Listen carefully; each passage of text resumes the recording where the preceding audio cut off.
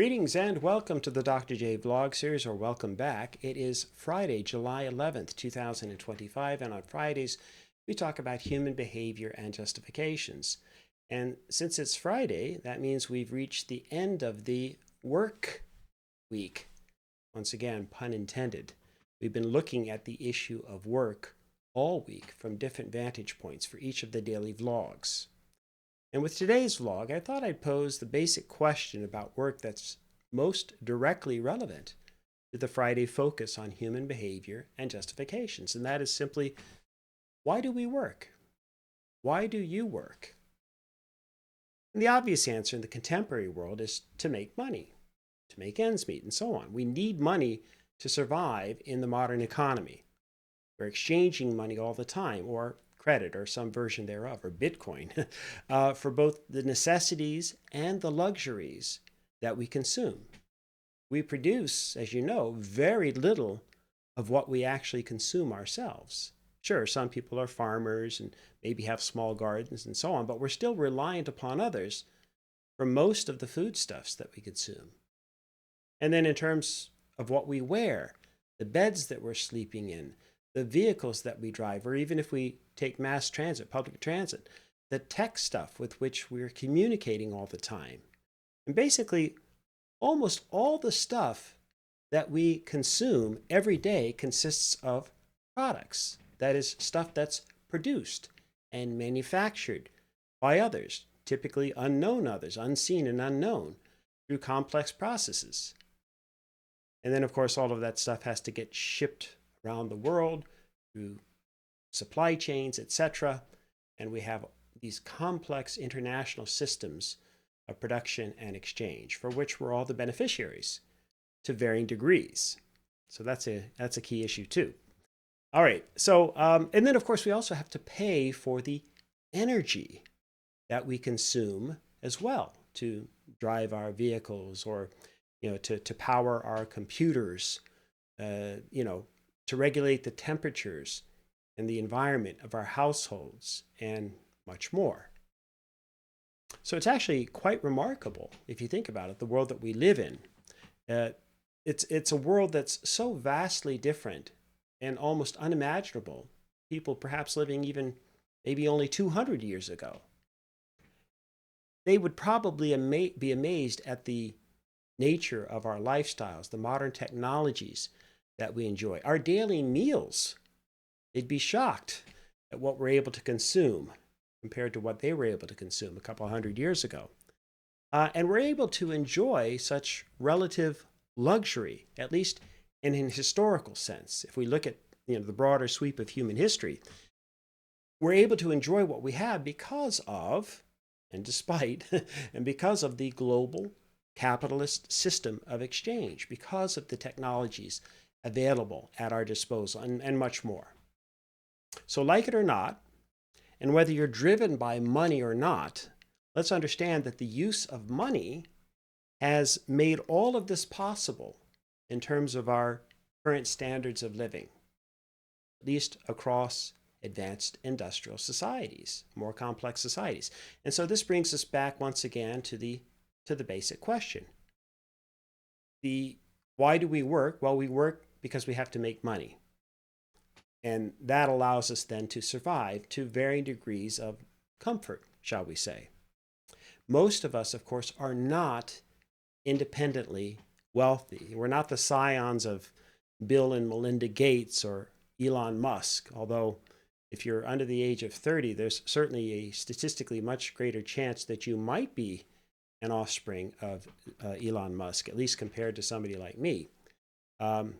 Okay, so most of us, of course, don't have huge portfolios either, right? Or a wide range of investments and property holdings and multiple businesses that are generating sources of income for us on a daily basis. Now, some obviously do. Some are quite entrepreneurial, quite successful in that regard.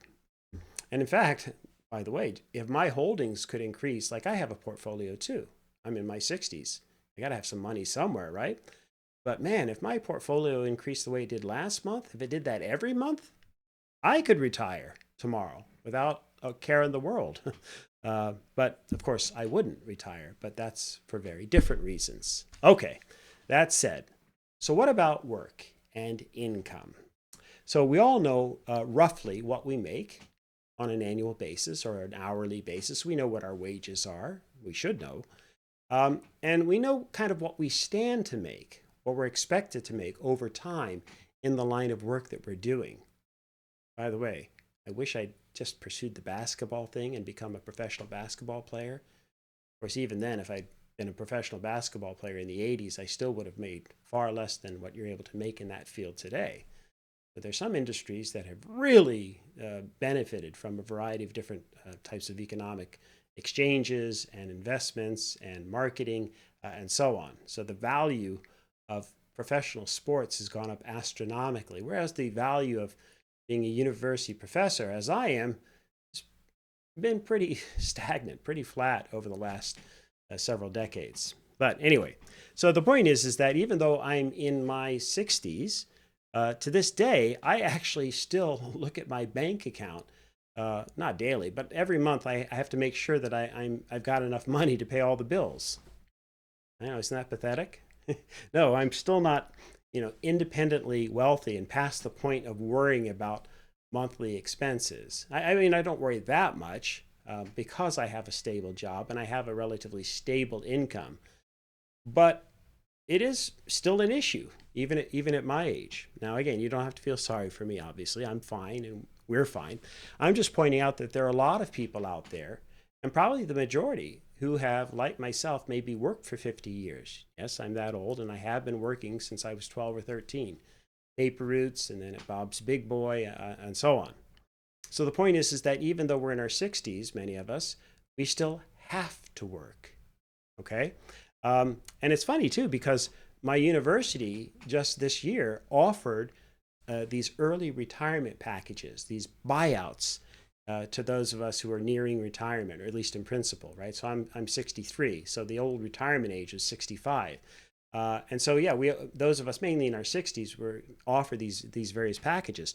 And so I did look at the package. I looked at it for about 5 minutes, but I realized there's absolutely no way I was going to accept the offer. Nothing against the offer per se, but I just knew, I was like, I'm not in a position where I can retire. I can't afford to retire. Okay, so yeah, basically what I'm saying is I could not retire tomorrow. I mean, I guess I could in principle, but I'd have to basically sell off my assets and just and drastically change my lifestyle to be able to start to live off of retirement. Again, I could do it, right? Necessity of the mother invention, all that. I could probably figure out a way to do it, but no, I have no interest in doing that, and especially from an economic standpoint. I'm just now making a decent salary, and now they're asking me to retire. Oh well, we'll see what happens. Okay, but anyway, the point is that I really do need this job, and like most people, most of us need our jobs to be able to make the money, to be able to pay the monthly bills, to be able to enjoy the lifestyles to which we are accustomed. And again, mine's relatively modest, don't get me wrong, right? I mean, we take the proverbial 1 or 2 vacations a year, and even then we have to save up, make sure we've got enough money, etc. Okay, so, and then again, unless this YouTube thing works out for me, right? But I'm not necessarily counting on that, right? Because I mean, sure, if I become the next Mr. Beast or a Veritasium or something like that, well, yeah, then I could definitely retire. But I just looked at my subscribership, and I haven't hit 350 subscribers, and I'm getting about 10 to 20 views a day. So there's not a lot of advertising, sales coming my way, or there aren't a lot of advertisers saying, "Hey, can we hook up our wagon to this incredibly successful YouTube channel?" No, that's not happening. So, and yet I've uploaded over 200 videos. So, yeah, I haven't exactly gone viral. Okay. And again, that's also true, by the way, with respect to the record that I made. So many of you know, some of you will know that I didn't produce, CX Violet produced, but we released my debut album at the end of December of 2024. So just 6-7 months ago or so. And that's not gone viral too, okay?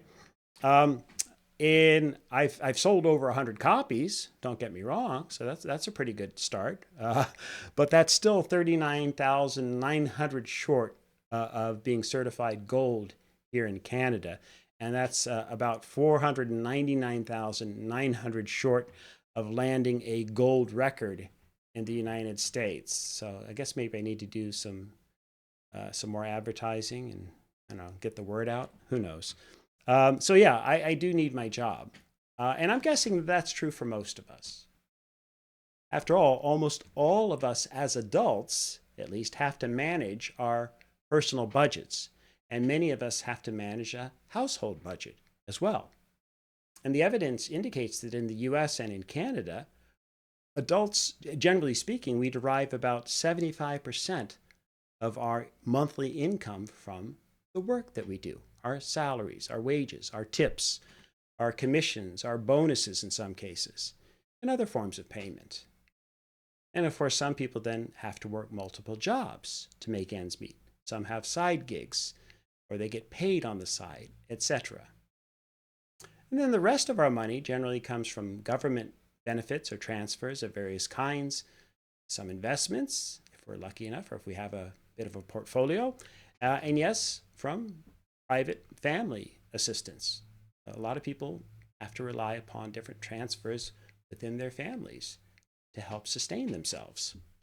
So again, from an economic perspective, then we obviously, most of us at least, we really do have to work.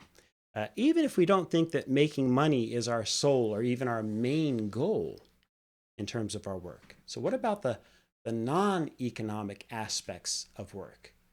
Why else do we work then, apart from the money?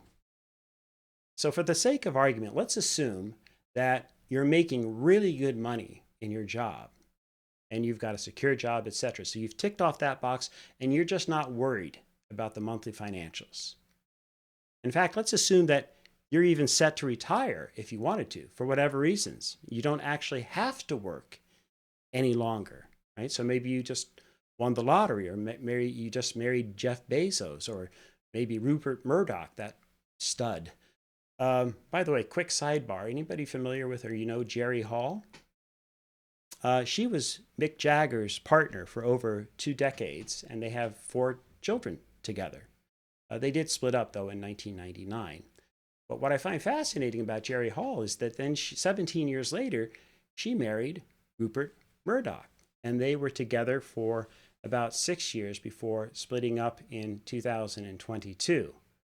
So I mentioned this simply because it seems to me to be a bit of a radical shift in her taste in men. So I've put up a couple of pictures there. Jerry with Mick, and then Jerry with Rupert. Actually, there you go. There you go. But anyway, I thought it'd be better if you could just see the bigger pictures of the two of them. So I don't know, they look a bit different, don't they? And in terms of their lifestyle and what they've brought to the world. No, to me, I'm not criticizing Jerry Hall, don't get me wrong. I just find it remarkable that she could have been with Mick Jagger for over 2 decades and then with Rupert Murdoch. But hey, what do I know? Maybe I should have married Rupert Murdoch. Then I'd be able to retire. Anyway, okay. So would you continue working then, assuming again that you were independently wealthy, that you didn't need the money any longer, you have more than enough money in the bank to keep you happy till the end of your days and to give to your children for that matter? So why else would you continue to work? So here's my top 10 list of non-economic reasons for why people work. Actually, no, you know what? I'm not going to do that. I'm going to save that for tomorrow. Bit of a tease. Yeah, marketing. Huh? Well, yes. So yeah, we're going to save it for tomorrow for Saturday's vlog on sports and humor. And we'll have some fun with all of the reasons, at least in my view, from a Dr. J perspective, why we work apart from the money issue. Okay? So I hope you're not disappointed. But for tomorrow's vlog, we are taking the money shot out of the video, okay, to just talk about all the other reasons why we drag ourselves to work. And if you listen closely to that last sentence, it will not be an X-rated vlog, but hopefully the astute listener will have picked up on the fact that I do plan to interject some humor into an otherwise quite serious topic. Okay, so, and yes, it'll be our concluding vlog on the theme of work, a humorous and sometimes satirical look at why we humans work and work as much as we do. As ever, in the meantime, may you and yours continue to create peace in your lives, nurture love in your hearts, and dole out hugs in abundance. And hopefully, I'll see you tomorrow and we'll have some fun at work. Ciao.